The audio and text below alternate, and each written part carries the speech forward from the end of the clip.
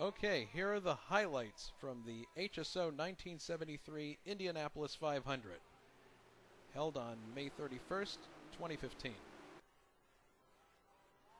Ben Paulett driving the beautiful Cadillac Eldorado pace car. Your front row consists of Mike Becnel in the number 8 Olsenite Eagle, Charlie Cohn in the number 11 Parnelli, and Mark Cohn in the number 66 Sunoco Eagle. Ben pulls into the pits. Field is held just for a bit. Good alignment in the first few rows. It's pretty impressive. Green flag is out. Mike shoots into the lead, heading for turn number 1. On board with Charlie. Oh no! Just gets it a bit loose, but thankfully Charlie is able to save the car. No contact with the fence at all. And Charlie is able to continue.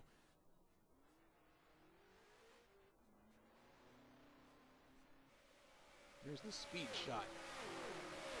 Mike leads. God, that is beautiful.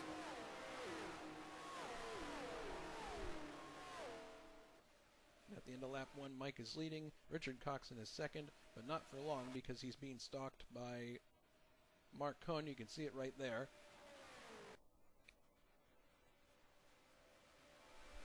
Mike Becnel in the Olsenite Eagle.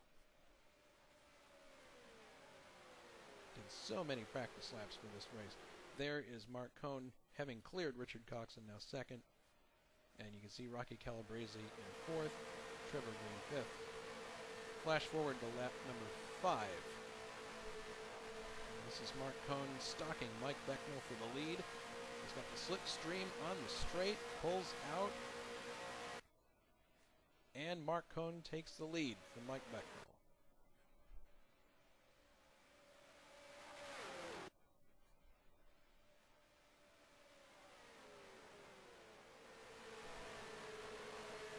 Just a little bit later, Mike doing a good job of keeping in contact with Mark, but Rocky Calabrese is charging. And here he comes in the number 86 McLaren B. Overtakes Mike for second place in the main straight. That's the car that won the race in 1972, incidentally. Now here's Charlie Cohn carving his way back through the field. Coming out of 4. Oh, man! Violent impact with the pit wall. And that would be the end of his race. Now, Trevor Greene, minding his own business. Not even 20 laps into the race. Coming on the front stretch. Catches a piece of debris from Charlie's car. And just like that, his race is done too. Very unfortunate. We knew that there would be the chance of debris in this race taking people out, and that's a prime example right there. Unfortunate. Rejoining the battle for the lead, and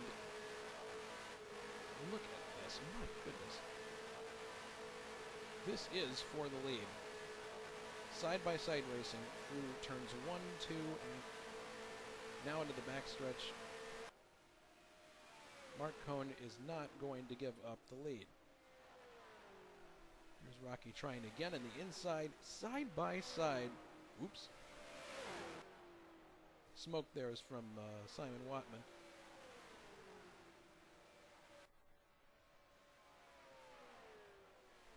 Mark retains the lead. Now, look at this. 3 wide on the front straightaway, overtaking David Saber. And Mark maintains the lead still. Traffic playing a key role throughout this race. You'll see in the highlights ahead. Here comes Rocky one more time, but oh, Mark moves to the inside as sort of a defensive move.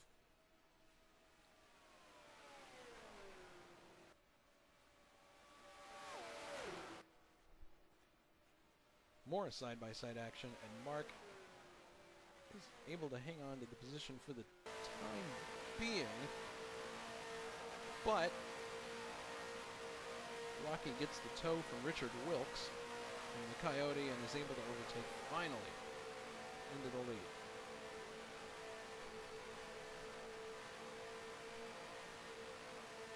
Incredibly good racing.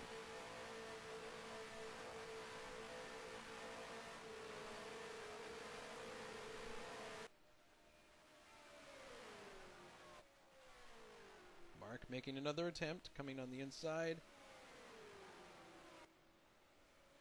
Gets by into the lead, but oh no! Big crash between the two. Richard and Tyler just getting by. Very unfortunate for that to happen to the leaders, and Mark expressing his disgust there.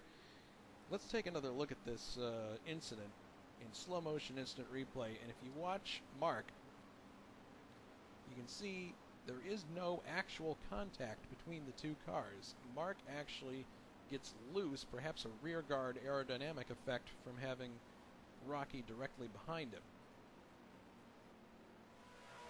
The two collide. Now here's the view from Richard's car, just barely avoiding disaster.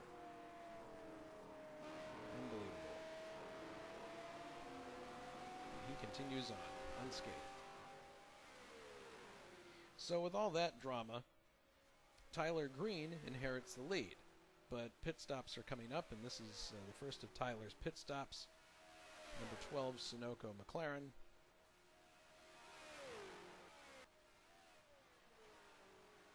And as he comes in for his pit stop, that gives Richard Coxon the lead.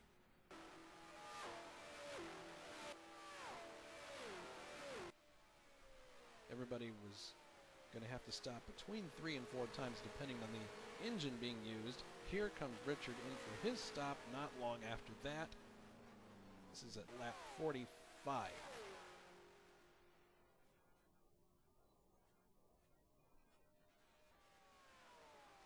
And that gives the lead to Yves Blasset, but not for long. He's going to come into the pits himself.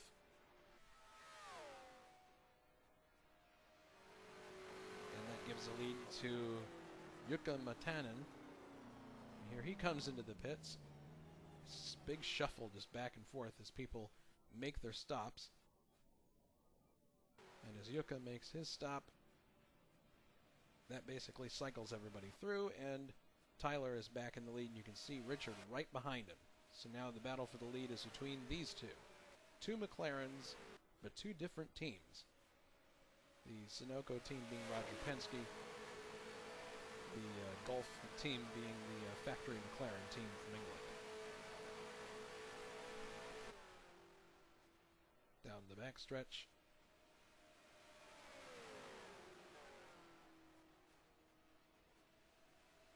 Two very evenly matched cars.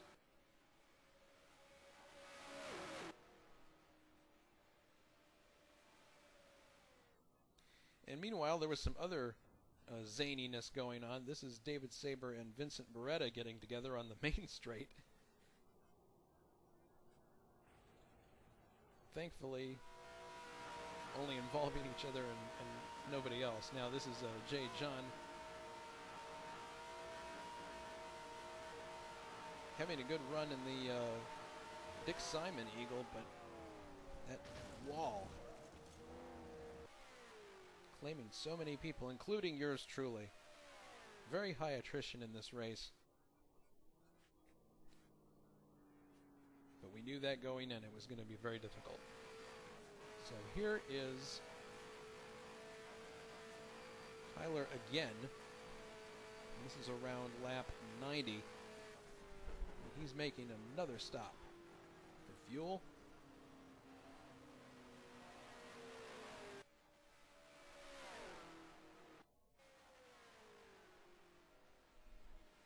Comes in, then hands the lead right back to Richard again.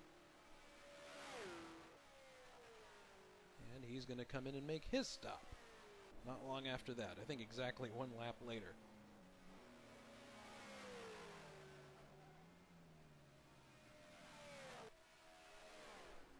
This is Richard exiting the pits. Now, his pit stop was just a little bit faster than Tyler's. And as you watch him emerge from the pits here, look behind. The red car there is Claudio Navone. And that speck that just appeared there, that is Tyler. And there's the difference right there. So there's an example of how pit work or efficiency in the pits can pay off. But it didn't take long for Tyler to catch up. And here he is now within striking distance of Richard. This is on lap 113. Coming into turn number 1. Just ahead of them is Lee Simpson in the Airway Lloyd's Lindsey Hopkins Eagle. View from Tyler's car coming down the inside. Lee moves to the inside, causing Tyler to check up, and good grief. Very, very lucky to save the car. Here's the view from Lee's car, and he just moved to the inside, caught Tyler by surprise. Perhaps he was trying to make room for Richard. Now this is Jason Fitch on the main straight. Catches the wall on the outside, ends up damaging the left side suspension, probably the right side as well. Something that could be repaired if he can get around to the pits. And here he is trying to get back to the pits, but unfortunately catches the grass, and oof! That would be the end of his race. Now how Mike Becnel was able to get through this without damage, I'll never know. He clearly hit him. Whoa. Highlights coming fast and furious. Now here's Tyler passing Richard on the outside for the lead.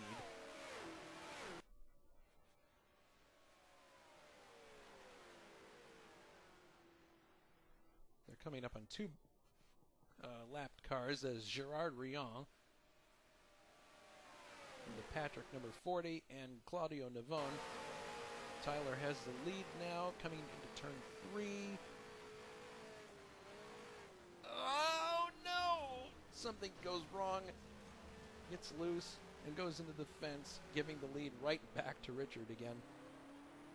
But there's actually more to this incident. Let's go back and have another look. This was going on behind Tyler at the same time, a completely unrelated incident.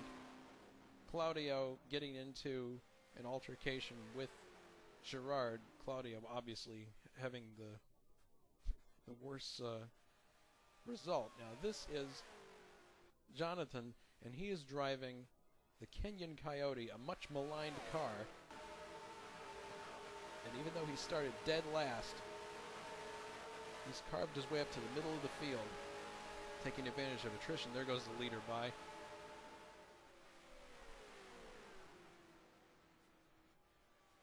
Now, this is Richard making what would end up being his final pit stop. As he comes in,